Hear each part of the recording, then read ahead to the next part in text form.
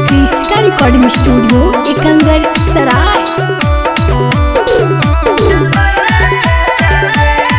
Presented by Kriska film. जिंदगी हमर खराब करके लटकाइने खोटा गे, जिंदगी हमर खराब करके लटकाइने खोटा गे, आगे लटकाइने खोटा गे, आगे छौड़ी लाजो नहीं लगलौ ससुरा जाके जन्मैने बेटा गे, गे छौड़ी लाजो नहीं लगलौ बदारा संगे जन्मैने बेटा गे। सेजिया पर सोया जोर तू कैसे लेटा गे, सेजिया पर सोया संग तू कैसे लेटा गे, आगे छौड़ी कैसे तू लेटा गे, आगे छौड़ी लाजो नहीं लगलौ ससुरा जाके जन्मैने बेटा गे, आगे छौड़ी लाजो नहीं लगलौ बदारा संगे जन्मैने बेटा गे।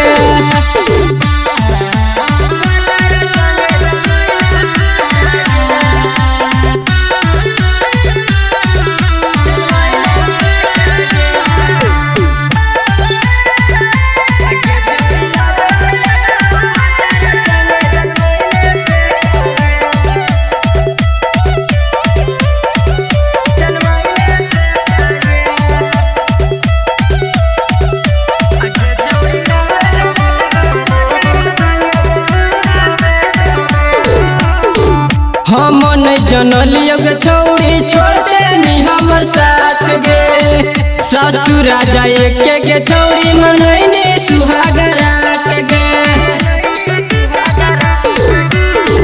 हम नहीं जनलियो गे छौड़ी छोड़ देनी हमर साथ गे, ससुरा जाए के छौड़ी मनैनी सुहागरा के।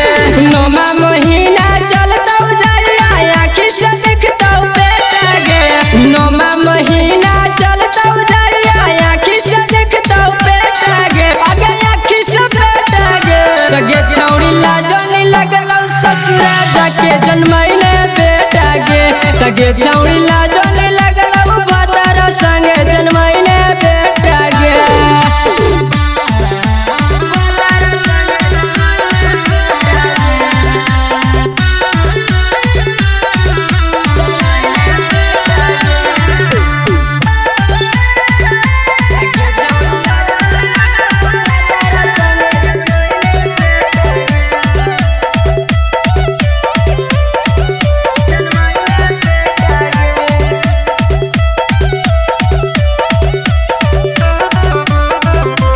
रिकॉर्डिंग स्टूडियो एकंगर सराय। हे गे कम में उम्र में काहे खोजल नहीं सजना गे, यारवा नैहरवा में रोतौ तोरे कुंदना गे।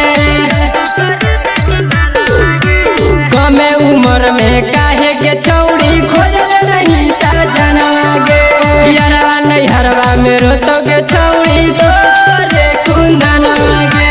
कसम वादा देखैले वानी कैसे बेटा गे, कसम वादा देखैले वानी कैसे बेटा गे, गे छौड़ी कैसे बेटा गे, गे छौड़ी लाजो नहीं लगलौ ससुरा जाके जन्मैने बेटा गे, गे छौड़ी लाजो नहीं लगलौ ससुरा जाके जन्मैने बेटा गे। क्रिस्का रिकॉर्डिंग स्टूडियो एकंगर सराय।